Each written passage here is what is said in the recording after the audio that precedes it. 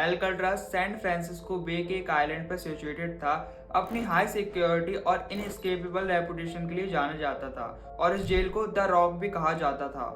ये जेल 1934 से 1963 तक ऑपरेट हुई। इसमें अमेरिका के मोस्ट डेंजरस क्रिमिनल्स को रखा गया, जैसे कि Alfonso Gabriel, the Birdman Robert स्ट्राउट।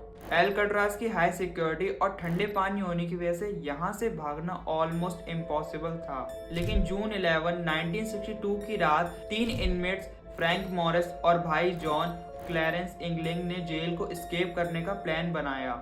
इनका प्लान बहुत ही डिटेल और केयरफुली प्लान था। इन्होंने छोटे टूल जैसे स्पून और एक इम्प्रोवाइज ड्रिल का इस्तेमाल करके अपने सेल के एयर वेंट के आसपास कंक्रीट को चिजल किया। और ये लोग यहाँ नहीं रुकते, इन्होंने डमी हेड्स बनाए सोप, टॉयलेट पेपर और हेयर क्लिप्स का इस्तेमाल करके और अपने बेड्स में ले जाके रख दिए ताकि गार्ड्स को लगे कि यहाँ पे सब कुछ ठीक है। एस्केप की रात मॉरिस और एंगलिंग ब्रदर अपने एयर वेंट से निकलकर यूटिलिटी कॉरिडोर तक पहुंच जाते हैं और ये लोग वहां से पाइप पर चढ़ाई करके प्रिजन की रूफ तक पहुंच जाते हैं और फिर वहां से 50 फीट नीचे उतरकर ये लोग शॉ तक पहुंच जाते हैं। एस्केप का एक की डिटेल था उनके राफ्ट का कंस्ट्रक्शन। इनमेट्स ने 50 से ज्यादा रेनकोट इकट्ठा किए और उन्होंने उनको स्ट्रेच और सील किया स्ट्रीम पाइप की हीट का इस्तेमाल करके, और फिर इन्होंने मिक्सशिफ्ट पैडल्स बनाए। शॉ लाइन तक पहुंचकर उन्होंने राफ्ट को इन्फ्लेट किया और सैन फ्रांसिस्को बे के अंधेरे और ठंडे पानी में निकल पड़े। एक्सटेंसिव सर्च के बाद भी वो लोग नहीं मिले।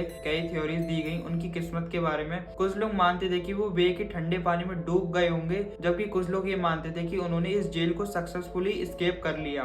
2013 में एफबीआई ने एक लेटर रिलीज किया जो एंगलिंग ब्रदर में से किसी एक ने लिखा था। उसमें लिखा था कि तीनों ने सरवाइव किया, लेकिन इस लेटर की ऑथेंटिसिटी अभी तक वेरीफाई नहीं हो पाई है। इस केस की एक इंटरेस्टिंग डिटेल ये है कि होममेड वेस्ट और पैडल की डिस्कवरी जो गोल्डन गेट ब्रिज के पास 100 पर मिला था, ये आइटम एस्केप के इक्विपमेंट्स का हिस्सा लगते थे जो ये सजेस्ट करते थे कि वो लैंड तक पहुंच गए थे। और एक कार रिपोर्टेडली उसी रात चोरी की गई थी उसी एरिया से, जो इस चीज को और भी सस्पेंसफुल बना देती है। मॉरिस और एंगलिंग ब्रदर्स की स्मार्ट प्लानिंग और डिटर्मिनेशन ने इस कहानी को और भी फेमस बना दिया। चाहे वो बे में डूब गए हो या फिर उन्होंने अपनी पूरी जिंदगी फ्रीडम से जी हो, लेकिन उनका एल्काट्राज से एस्केप आज भी लोगों को एक्साइटेड और फैसिनेट करता है।